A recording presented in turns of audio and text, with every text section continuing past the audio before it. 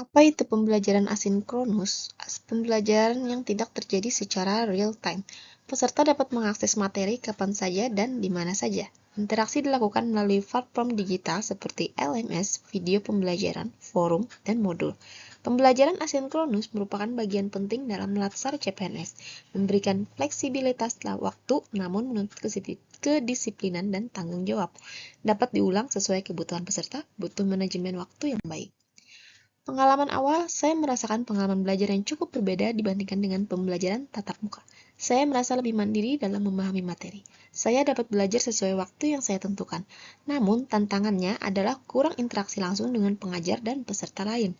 Awalnya merasa bingung dan kaku karena tidak ada tatap muka. Perlu adaptasi agar bisa memahami materi secara optimal. Tantangan utama menjaga konsistensi dan mengatur waktu belajar.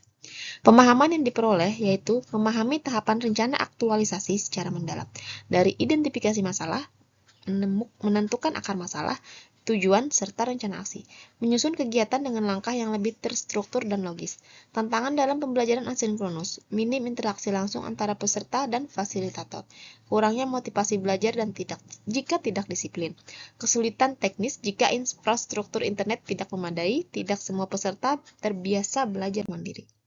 Refleksi pribadi, menyadari pentingnya peran sebagai ASN dalam menyelesaikan masalah di unit kerja, materi ini mendorong saya untuk berpikir kritis dan fokus pada solusi, tidak hanya teori, tapi diarahkan pada praktik nyata di lapangan.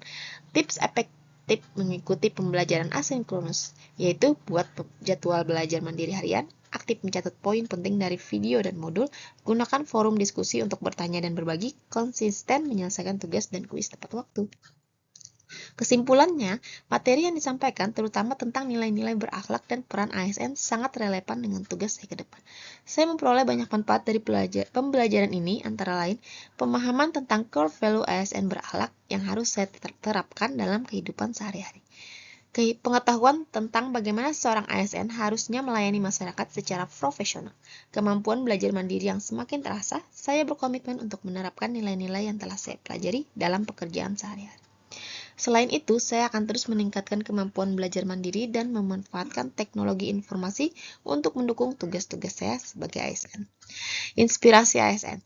Belajar bukan soal hadir di kelas, tapi soal tumbuhnya kesadaran dalam diri. Belajar tidak berhenti di ruang kelas, tapi berjalan seiring waktu dan pengalaman. ASN hebat bukan yang tahu segalanya, tapi yang mau belajar dan memperbaiki. Aktualisasi bukan hanya rencana kerja, tapi wujud nyata integritas kita. Ilmu yang tidak diamalkan bagaikan pohon tak berbuah. Sekian penjelasan dari saya. Wassalamualaikum warahmatullahi wabarakatuh.